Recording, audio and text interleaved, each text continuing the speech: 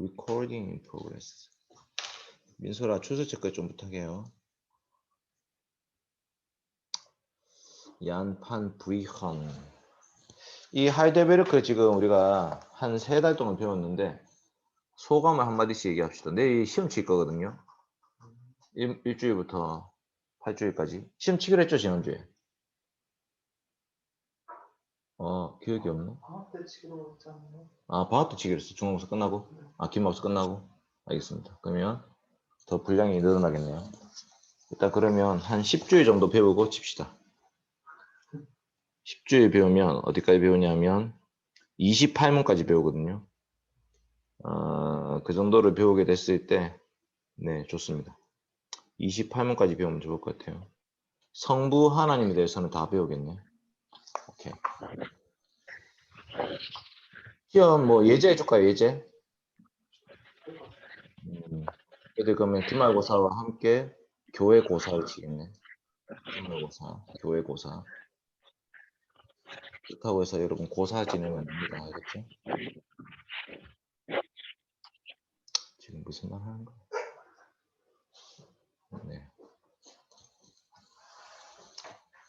자, 오늘은 얀판 브리헌 목사님의 제8주일 할 차례인데요. 3일체론이에요. 핵심이 3일체론. 물론 이제 3일체가 쉽지는 않지만 좀 다르게 생각하면 어렵지도 않아요. 3일체론은 쉽지 않고 그 다음에 어렵지 않다. 무슨 말이냐? 쉽지 않다는 말은 우리의 그 이해의 범주를 벗어나기 때문에 쉽지 않은 거예요. 이해의 범주. 1 더하기 1 더하기 1은 3이 돼야 되는데 이제 3일체라는 게 성부도 하나님, 성자도 하나님, 성령도 하나님. 근데 우리는 한 분 하나님 믿습니다. 세 분 하나님 믿는다는 고백 자체가 없어요. 성경에. 하나님은 세 분이시다 이렇게 얘기하는 데가 아무 때도 없어. 근데 하나님은 성부와 성자와 성령이시다. 그러니까 우리의 이해의 범주를 벗어나기 때문에 쉽지 않다. 근데 이제 왜 또 어렵지 않냐? 네. 어렵지 않은 이유는 성경에 나와 있기 때문에.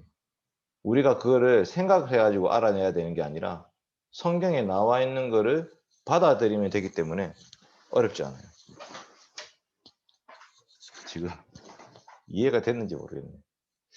자, 이 책에서도 성부, 성자, 성신 이렇게 하는데 홀리 고스트 혹은 홀리 스피릿이라고 표현되어 있는 그 더 홀리, 성, 령, 스피릿, 고스트 이렇게 되는 거를 이 책에서는 성신으로 번역하고 우리는 일반적으로 성령으로 합니다. 근데 왜 성령으로 안 하고 성신으로 번역했을까요? 저번에 얘기한 적이 있는데 성령으로 했을 때 이 영이라는 단어랑 성령이라는 단어랑 우리의 영 있잖아요. 우리의 영혼 할 때 영. 그거랑 헷갈려요. 정령 그 다음에 귀신도 어떤 영 이런 이제 생각하잖아요. 사람들이 영. 그래가지고 이제 좀 더 하나님이시다. 이분이 하나님이시다를 더 부각시키기 위해서 성신이라는 단어를 씁니다. 그게 성약이라는 출판사에서 나온 모든 책이 다 성령을 성신으로 번역하고 있습니다. 해서 1번을 한번 읽어봅시다. 이창규 씨가 제 위에 있네요. 이창규 씨 한번 읽으시고 제가 제 거를 끌게요. 음소거. 우리의 믿음의 내용은 하나님께서 주시는 복음의 약속이며 이 약속을 사도신경의 12조항이 요약하여 가르쳐줍니다. 하나님께서는 어떤 것 혹은 단지 많은 것을 약속하시는 것이 아니라 바로 주님 자신을 우리에게 약속하십니다. 내가 너와 내 후손의 하나님이 되리라.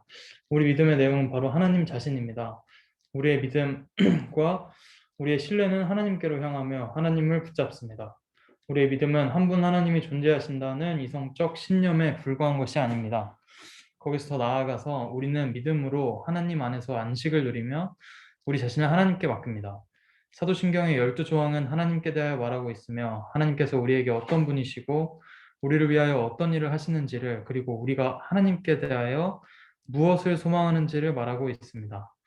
12조항은 성부 하나님과 우리의 창조, 성자 하나님과 우리의 구속, 성신 하나님과 우리의 성화에 관하여 말합니다. 이 신앙 고백서로서 우리는 성부 하나님께서 우리를 창조하시고 계속하여 보존하심을 또 성자 하나님께서 그분의 피로써 우리를 구속하심을 성신 하나님께서 우리를 거룩하게 하시고 영원하고 복된 삶으로 인도하심을 고백합니다. 이 약속 끝났죠. 네.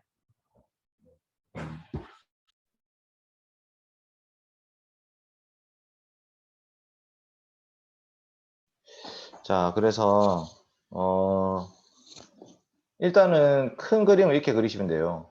예를 들면 공경민이라는 사람이 어떤 사람인가에 대해서 설명을 쭉 한다 칩시다. 공경민은 SFC 간사고 포항대형교회 협동목사고 그리고 전공은 건축공학과를 전공했지만 지금은 신학을 가르치고 있고 그 다음에 매일 아침 9시 반에 교회 와서 매일 저녁 7시 반에 집에 들어가고 이런 거 설명했다 칩시다. 예를 들어서.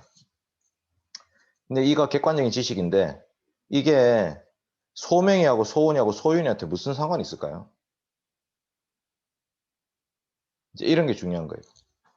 그러니까 우리의 믿음의 대상이신 하나님이 어떤 분이신지를 안다는 거는요. 그게 우리한테 미치는 영향이 뭔지도 알아가는 거예요. 그러니까 단지 하나님이라는 분이 이런 분이야 라고 말하고 끝나는 게 아니라 공겸민이라는 사람이 SFC 간사를 하고 있기 때문에 매일매일 집에 늦게 들어오고 그 다음에 SFC 그 다음에 그 교회에서 목사를 하고 있기 때문에 아침 9시 반에 교육자 회의에 들어가고 이런 게 소명이 소원에 무슨 상관이 있을까? 예, 뭐 거의 상관이 없죠, 거의. 그런데 이제 유일하게 상관 있는 게 이런 거죠. 아, 그래서 돈을 버는구나. 집에 돈을 갖다 줄 수 있는구나. 이런 얘기를 할 수 있고 그 다음에 그렇기 때문에 교회에서 성경을 가르치는 사람으로 살고 있고 집에서도 그렇게 성경 읽으라고 계속 잔소리를 하시는구나. 이런 이제 공경민의 사람이 어떤 사람인가라는 거랑 그래서 공소명, 공소은, 공소윤이 그 아빠 때문에 느끼는 그 환경 있잖아요. 상황. 그거를 이제 알 수가 있죠. 물론 하나님은 공경민처럼 못된 분이 아니기 때문에 좋은 거예요. 좋은 건데 우리가 하나님 안다고 했을 때 하나님은 이런 분이야 라고 서술만 한다고 해서 우리가 그 하나님을 안다고 말할 수는 없어요. 하나님 이런 분이야를 그냥 글로 쓰는 게 아니라 그래서 예를 들면 하나님은 전능하신 하나님이야 라고 말했을 때 그 하나님이 전능하심 때문에 내가 누리는 유익은 무엇인지를 생각해 봐야 되는 거죠. 하나님은 창조주야 했을 때 그 창조주기 때문에 우리가 받는 유익이 있고요. 하나님은 섭리하시는 하나님이야. 하나님은 작정하시는 하나님이야. 하나님은 구속하시는 하나님이야. 하나님은 심판하시는 하나님이야. 라고 말했을 때 이 모든 의미들이 다 우리와 관계돼 있어요. 그래서 하나님이 어떤 분이신지를 안다는 것은 인격적 관계를 얘기하고요. 그래서 우리한테 어떤 유익이 있는지를 이 12조항이 설명하고 있습니다. 정리하면 성부 하나님은 우리의 창조와 관련되시고요. 성자 하나님 우리의 구속과 관련되시고 성신 하나님 혹은 성령 하나님은 우리의 성화와 관련돼 있어요. 그래서 우리는 성부 하나님 믿습니다 이렇게 고백하는 그 순간에 창조주 하나님을 고백하게 되는 거예요. 성자 예수님 믿습니다 하는 순간에 우리가 구원받았다는 것을 고백하게 되고요. 성령 하나님 믿습니다 하는 순간 우리는 죄로부터 벗어나서 거룩을 향해서 가는 삶이다 라는 것을 고백하게 되는 거예요. 일단 요거를 큰 그림을 좀 이해하시면 좋겠습니다. 그 다음에 김민주 학생이 이 약속으로서 한번 읽어주세요. 이 약속으로서 하나님께서는 은혜롭게도 친히 자신을 우리와 결속시키셨습니다. 우리는 성부와 성자와 성신의 이름 안으로 세례를 받았습니다. 세례 예식문에서는 이 점을 아름다운 말로 설명합니다.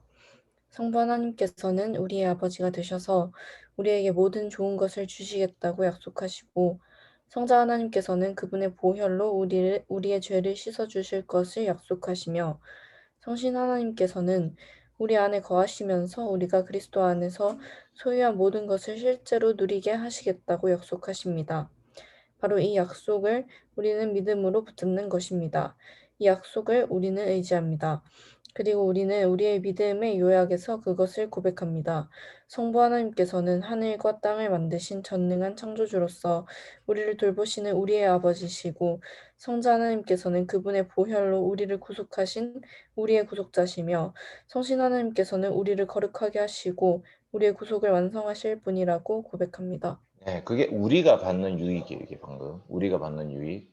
그러니까 하나님을 믿습니다라는 그 말이 우리한테 어떤 유익을 주느냐가 우리는 좀 관심이 있어야 돼요.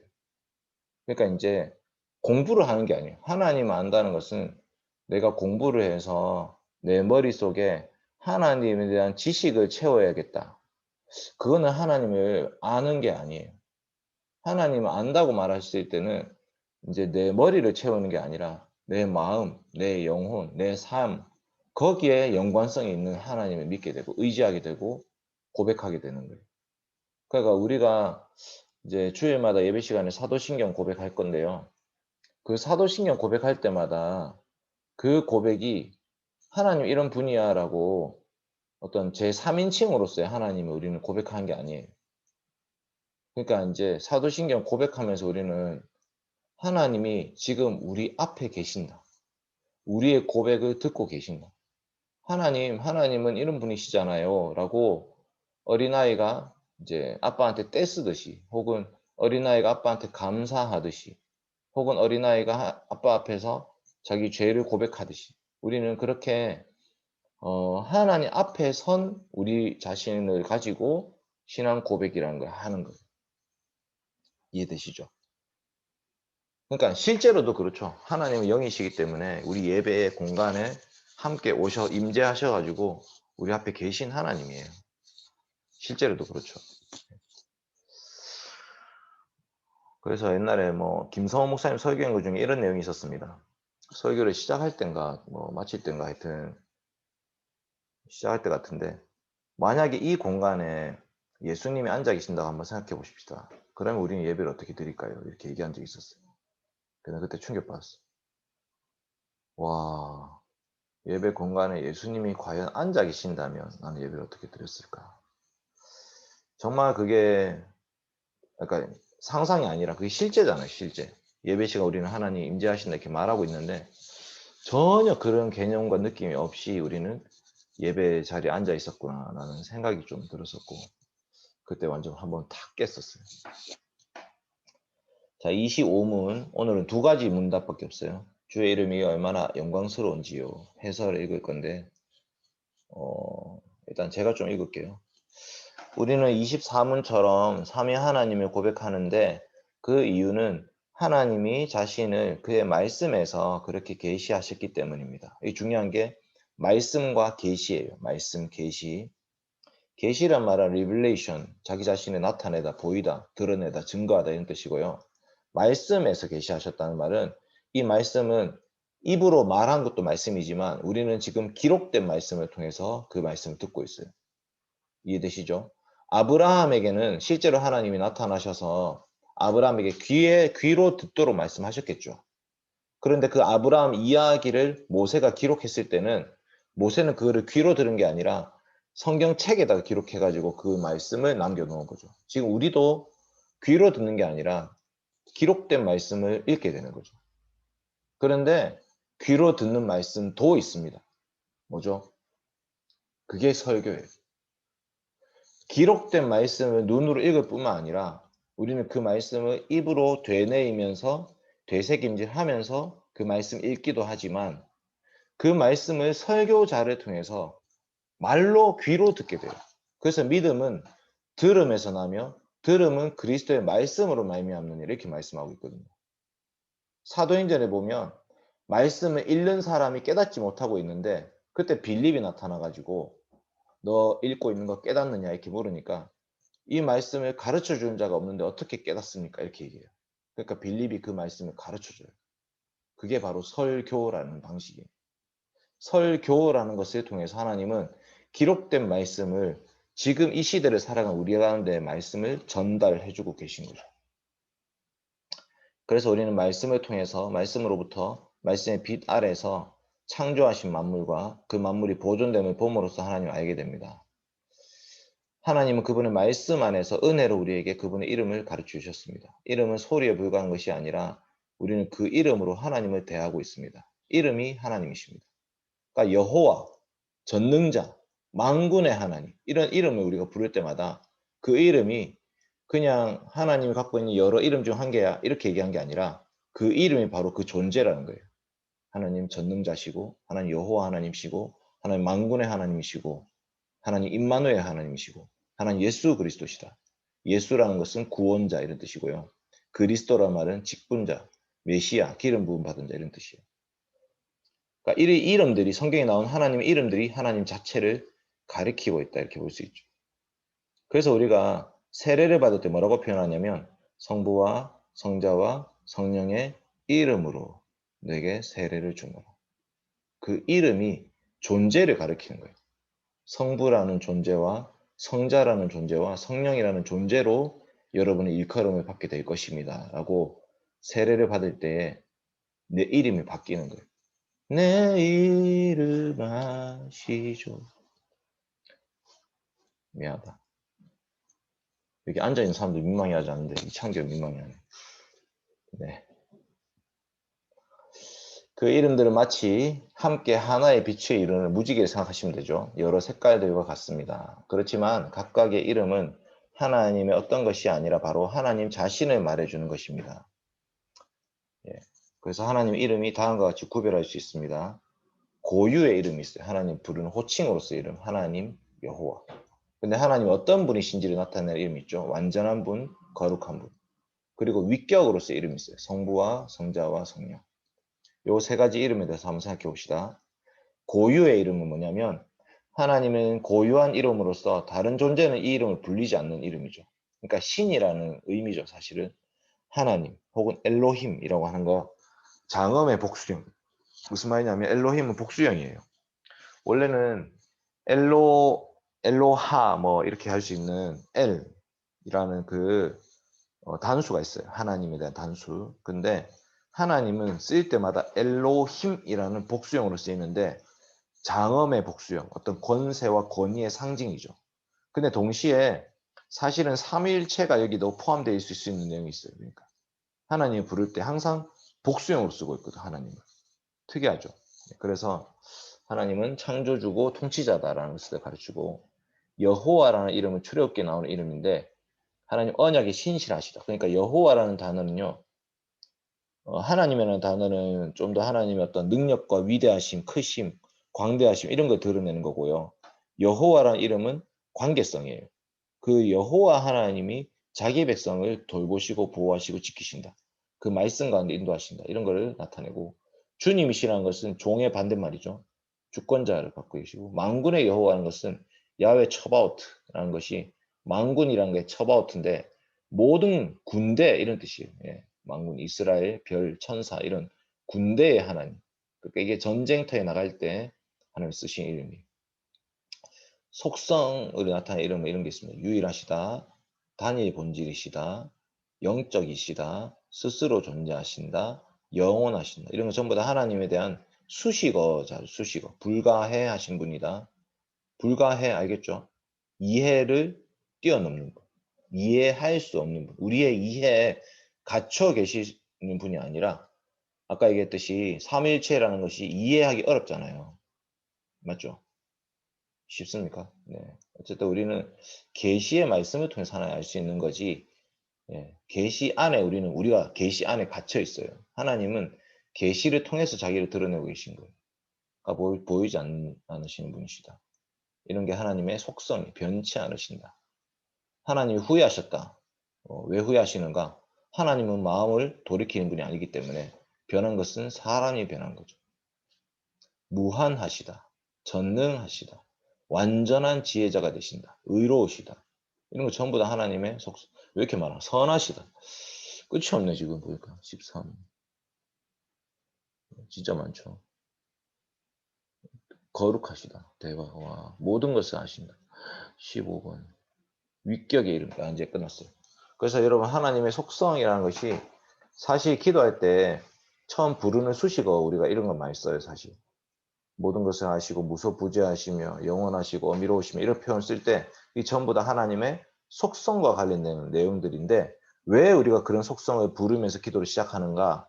그 속성 때문에 우리가 받는 위로가 있다는 거죠. 하나님 전능하시기 때문에 능력이 있으시고 하나님 약속이 이룰 수 있어요. 그게 바로 우리의 상황과 환경을 뛰어넘으시는 분이에요. 모든 것을 아시기 때문에 나는 현재를 살 뿐이지만 나의 과거와 미래를 다 아시는 분이시기 때문에 하나님 앞에서 우리는 드러나지 않을 것이 없어요. 그래서 모든 것을 아시기 때문에 죄를 회개하기도 해야 되지만 또 모든 것을 아시기 때문에 우리는 하나님을 의존하게 되는 거죠. 그러니까 이런 수식어는 전부 다 기도할 때마다 우리는 그 하나님이 어떤 분이신지를 고백하면서 하나님, 그러니까 하나님 이런 분이시기 때문에 하나님 저한테 이렇게 좀 해주세요 라고 얘기할 수 있는 거예요. 예를 들어 창세기 하나님은 전능하신 하나님입니다. 출애굽기 하나님은 여호와 하나님이십니다. 사무엘서의 하나님은 만군의 여호와 하나님이십니다. 이런 게 일반적인 수식어예요. 그 책들을 한번 찾아서 읽어보시면 항상 그 하나님이 비슷한 방식으로 계속 불리고 있는 걸 볼 수 있어요. 일단 넘어가고 마지막 위격의 이름이 있습니다. 하나님은 한 분이신데 이 유일하신 하나님의 본질은 하나예요. 성부도 하나님이고 성자도 하나님이고 성령도 하나님이에요. 능력과 영광이 동등하세요. 성부도 예배를 받으셔야 되고 성자도 예배를 받으셔야 되고 성령도 예배를 받으셔야 돼요. 그러니까 하나님으로서의 본질을 다 가지고 계신 거예요. 그런데 그 하나님이 성부라는 방식으로 나타나기도 하고 성자라는 방식으로 나타날 때도 있고 성령으로 나타날 때가 있어요. 자, 예를 들어 창세기 1장 26절에 보면 하나님이 사람을 만드실 때 뭐라고 표현하시냐면 우리가 우리의 모양대로 우리가 사람을 만들자 이렇게 얘기해요. 그러니까 하나님이 지금 회의를 하고 있는 것처럼 보이는 장면이에요.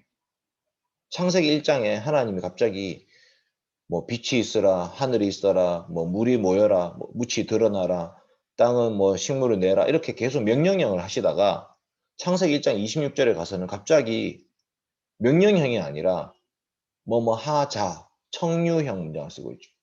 우리가 사람을 만들자, 회의를 하고 있는 듯한 모습을 보여주고 있어요. 이게 바로 하나님의 작정이라는 거예요. 하나님의 작정과 하나님의 계획하신 하는 예정은요. 시간 이전에 있었다고 보기에는 좀 힘들어요. 시간을 초월해서 있다 이렇게 얘기해야 돼요.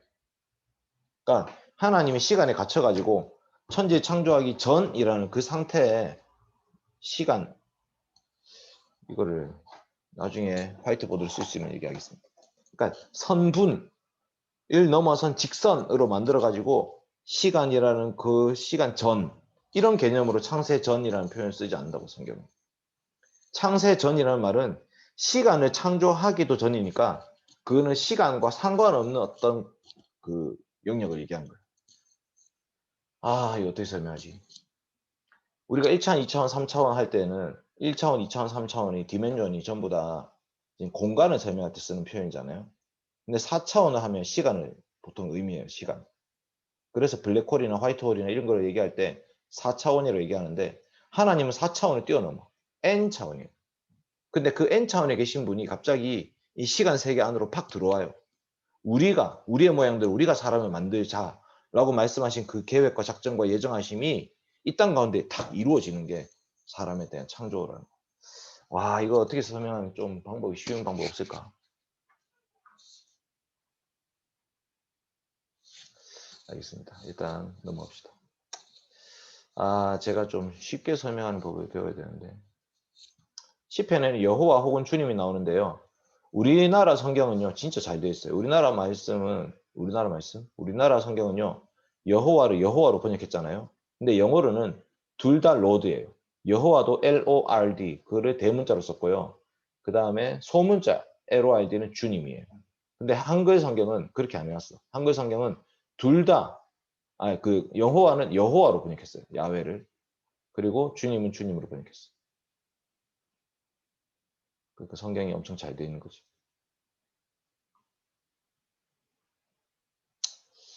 여호와. 자, 좀 더 살펴보면 그러니까 지금 이 얘기를 왜 하고 있냐면 아까 그 우리라는 단어도 복수형이고 여호와께서 내 주에게 말씀하시기 이 둘 다 신적인 존재를 말하는데 지금 두 존재가 있잖아요. 지금 이해되죠? 여호와 주 두 존재가 있잖아요. 계속 더 살펴보면 이 복수형이 삼위를 가리킨다는 것이 드러납니다. 신약에는 삼위일체가 팍 드러나는데요. 구약 시대에는 그게 희미하게 간헐적으로 드러나요. 예를 들면 다니엘이 다니엘 세 친구가 풀무불에 들어갔을 때 거기에 뭐가 있었죠? 신의 아들의 형상을 가진 어떤 존재가 있었어요. 천사의 아들. 잠오제. 이창규 잠오입니다. 지금 줌으로 하는 것도 아니고 창규는 지금 나랑 오프라인으로 내 앞에 지금 있는데 잠이 오다니. 주여. 그래서 구약의 하나님도 삼위일체 하나님이십니다, 여러분. 그거를 지금 얘기하고 싶은 거예요. 그러니까 신약 시대에 예수 그리스도의 탄생, 출생, 예수 그리스도의 세례 받으심, 그리고 예수님께서 성령님을 보내주심으로 삼위일체가 확실하게 드러나왔잖아요, 신약 시대는. 그러면 구약 시대는 삼위일체가 아니었냐? 아니에요.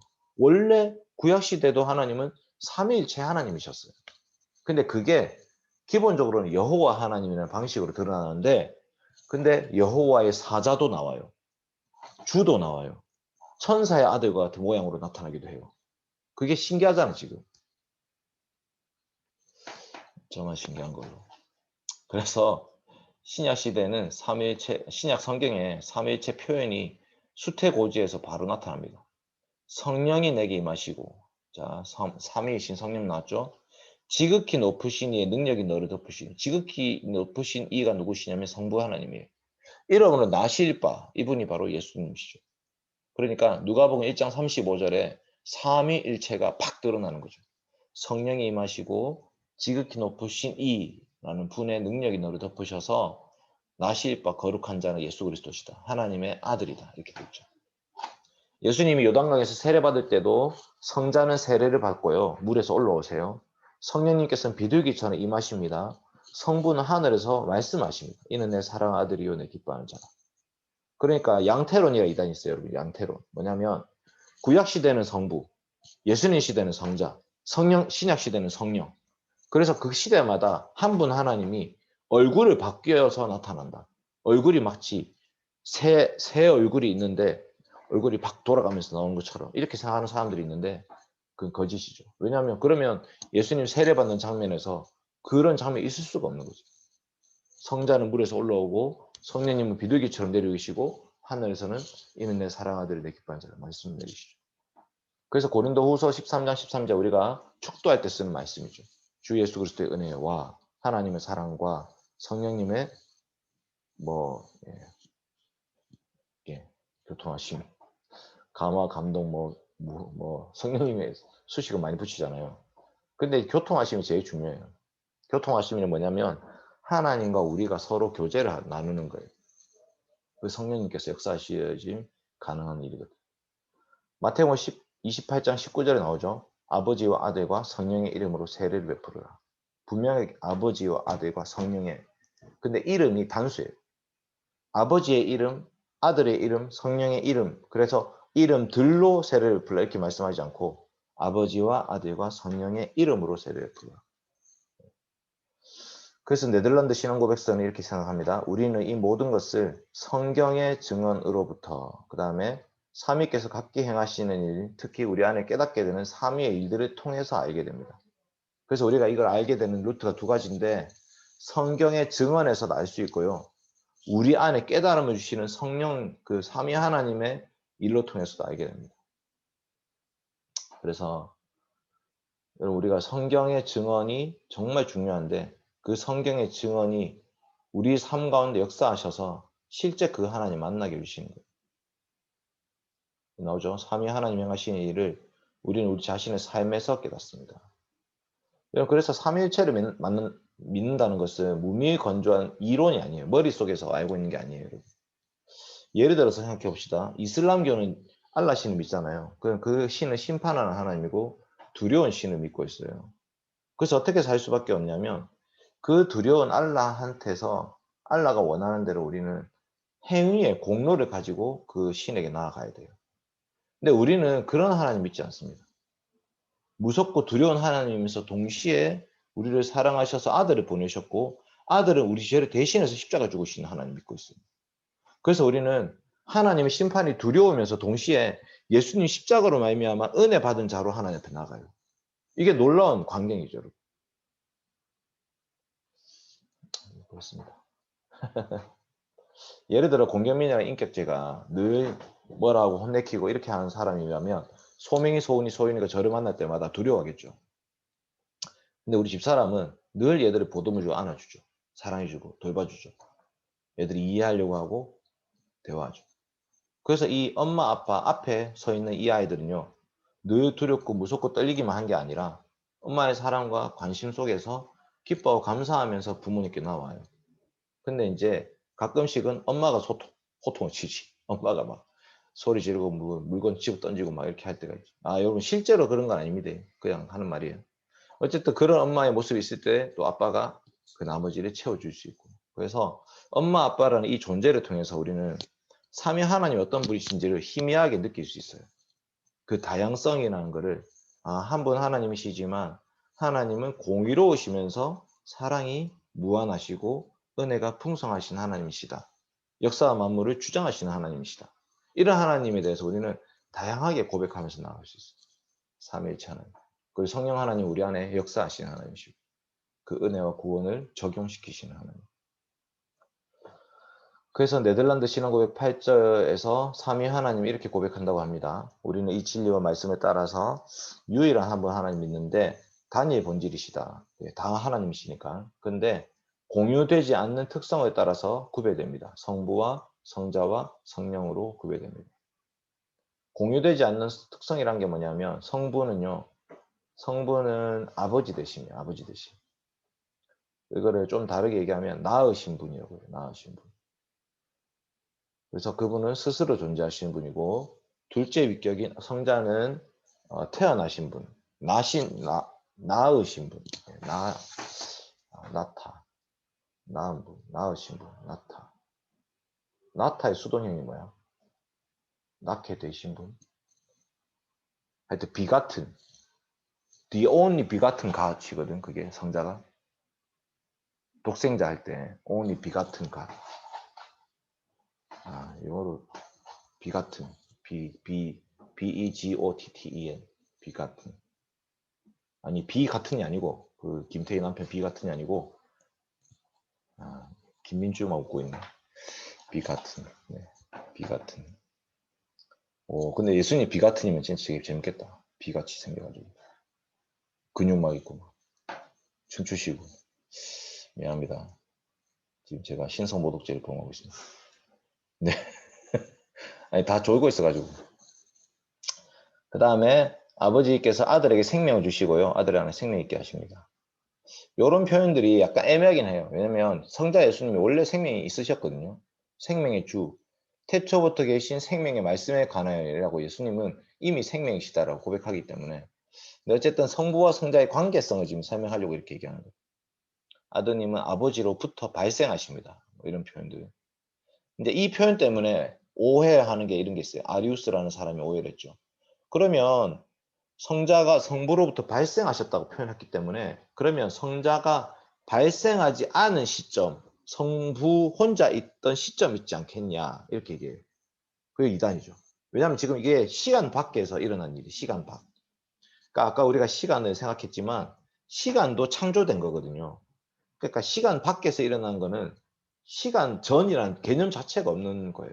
이거는 관계성을 말하는 거지 시간적 개념이 아닙니다. 세 번째 위격은 영적인 존재로서 위격은 영이요 호흡으로서 아버지와 아드님으로부터 나와서 그분들에게 다시 돌아가십니다. 그러니까 성령님은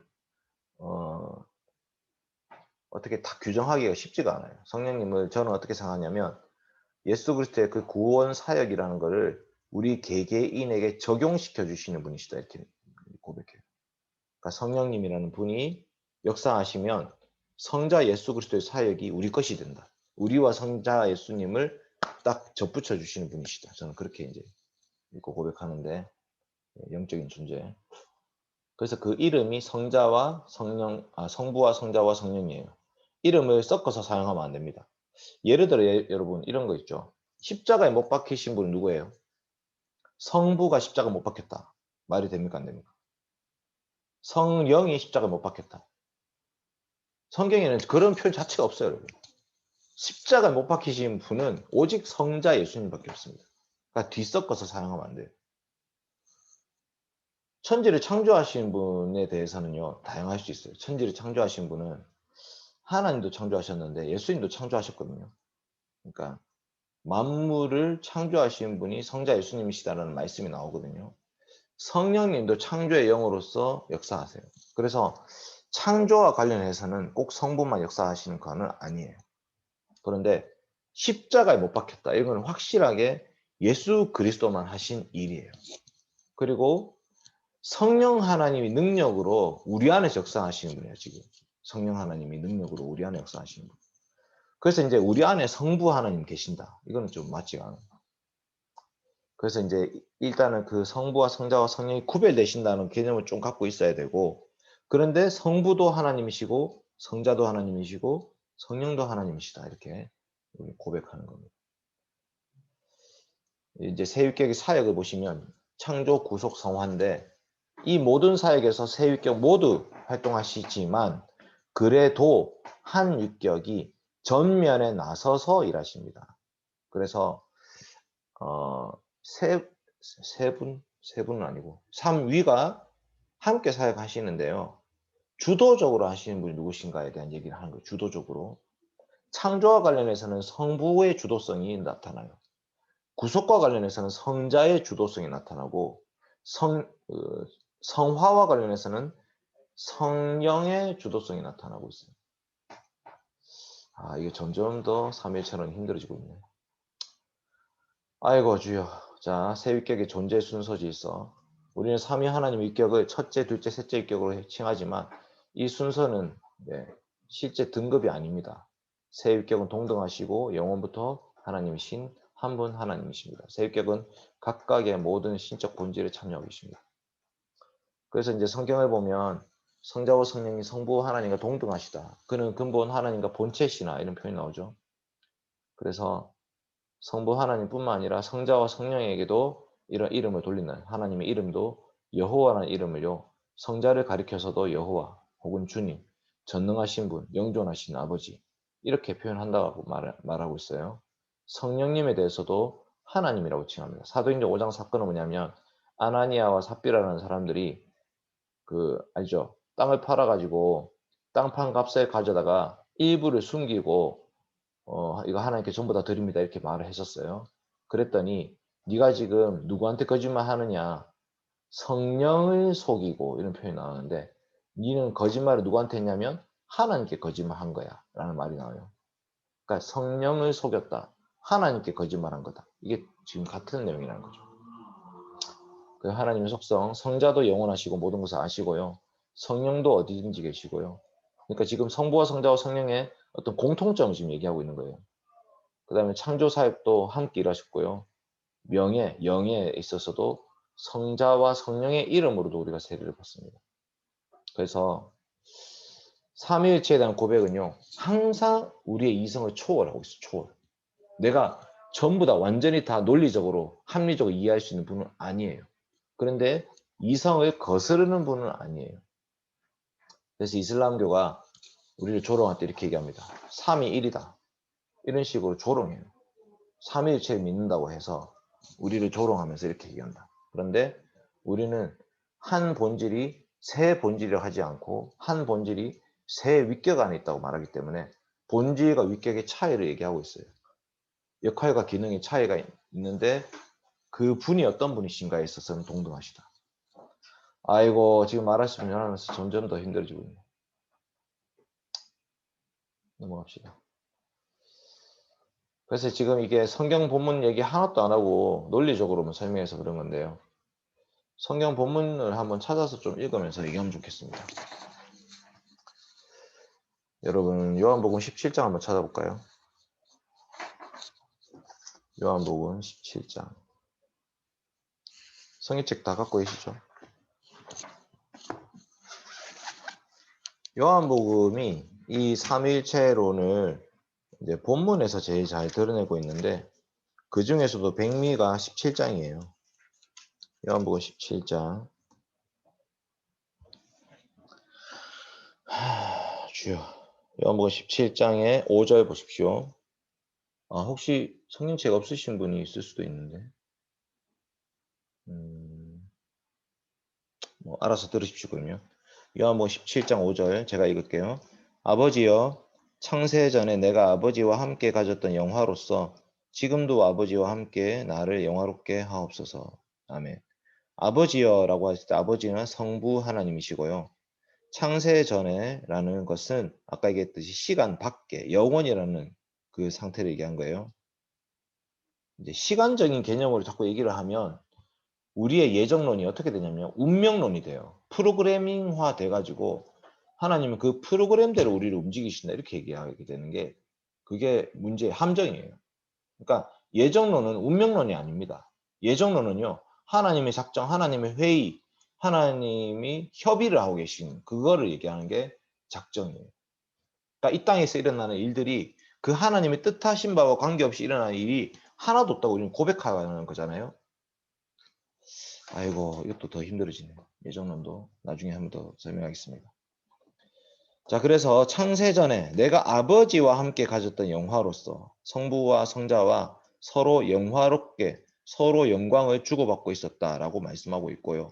지금도 아버지와 함께 나를 영화롭게 하여 주시옵소서 기도하고 있어요. 무슨 말이냐?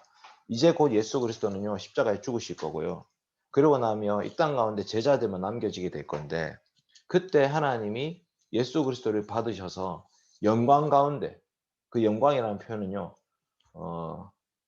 예수님의 부활 승천을 의미하는 부활 승천. 예수 그리스도의 십자가에 죽으심 이후에 부활하시고 승천하셔서 하나님과 함께 다시 서로 영광을 주고받을 그때를 말하고 있는 거예요.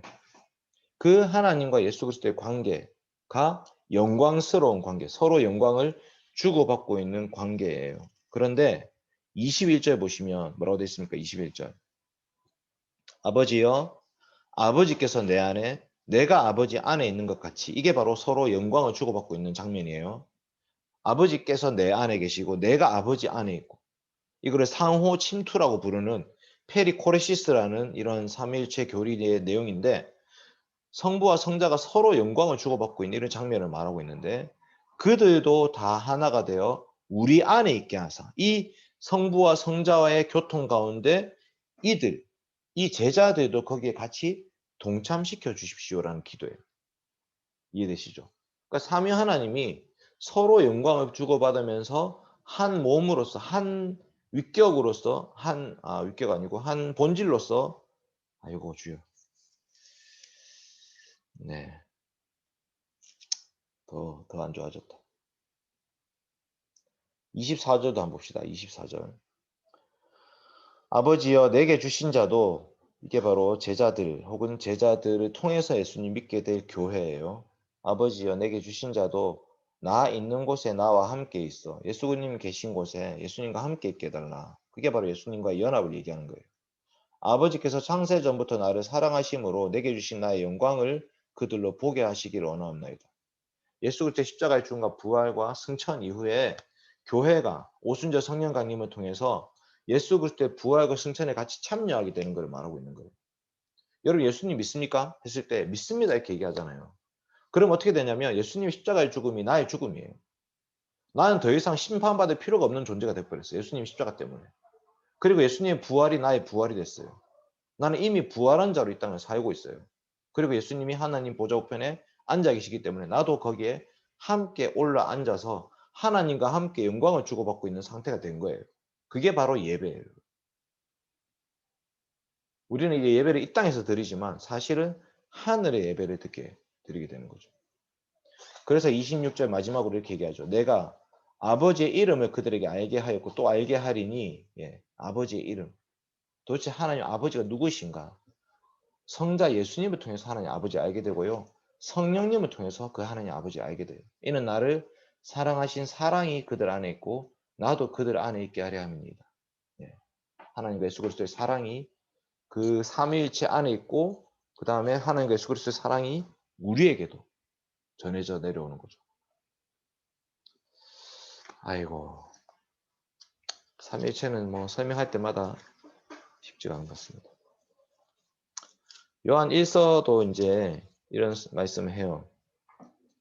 요한 1서도 이런 표현을 쓰거든요.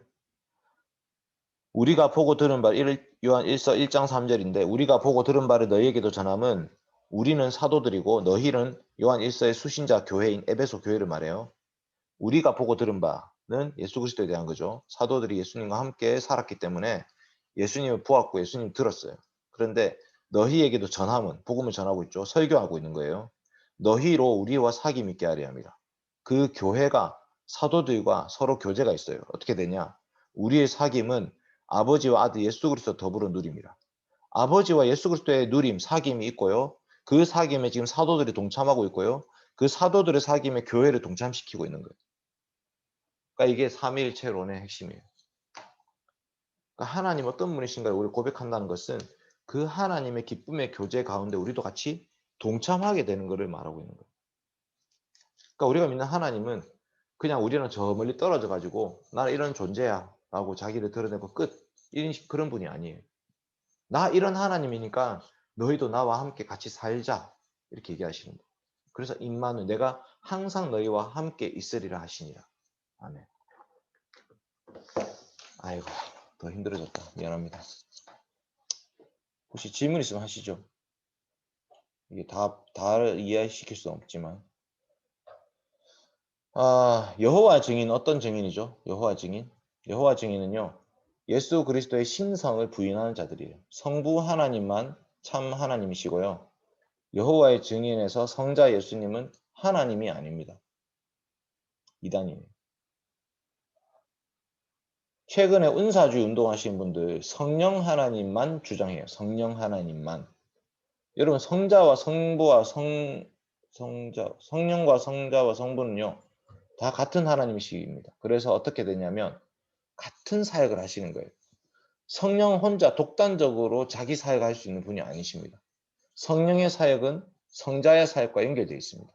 그러니까 구속 사역과 연결되어 있죠. 진이 지금 마이크 켰는데 마이크 켜진 거 아니야? 아예 접속을 안 했어요. 오케이. 네, 수고하셨습니다. 네, 직분자 교육 끝났네요. 자, 그러면 마칠까요? 광고 있죠? 광고 있는 것 같은데. 없고 넘어갑시다. 성민 씨 광고 없습니까? 있습니다. 오케이. 여러분 내일 연보 있거든요. 그래서 현금 두둑히 챙겨오시면 됩니다.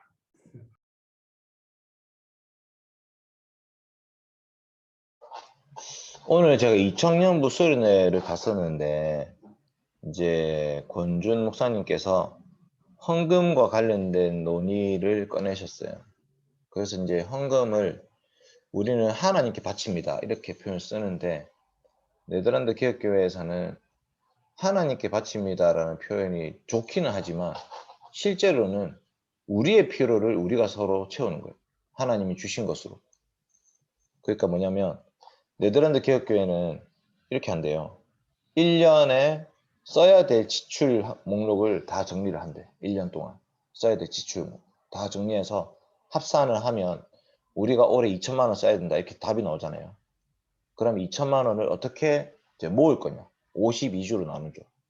그러면 50등분 하면은 이제 일주일에 한 40만 원씩 들어오면 2천만 원 채워지잖아요. 그럼 40만 원이기 때문에 얘들 우리가 디모데가 40명이잖아. 그러면은 한 명당 10,000원씩 매주 냅시다. 이렇게 하면 끝나는 거예요. 근데 그게 이제 퍼센트로 계산했을 때 보통 14% 정도 낸대요. 그러니까 거기는 11조라는 명목은 없지만 11조보다 더 내고 있대. 그 교회가 써야 되는 지출에 대해서. 예를 들면 그런 방식이라고 하면서 우리가 헌금에 대해서도 아까 그 연보라는 표현을 썼는데 결국 그 연보는 이제 대구나 부산이나 먼 데서 이제 오가는 지체들을 위해서 사용하는 거잖아요. 그렇죠? 그러니까 그들의 그 수고에 우리가 같이 동참하자는 의미로 연보를 하는 겁니다. 그럼 사실 포항에서도 왔다 갔다 하는 사람들 1250원 대줘야 되는 거 아닌가?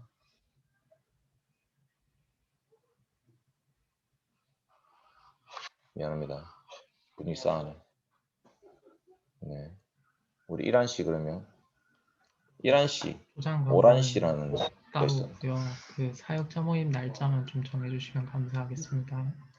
사역자 모임 내일 할까요? 오늘 할까요? 모레 할까요? 내일 오케이, 내일 합시다. 내일 밤에 사역자 모임 하겠습니다.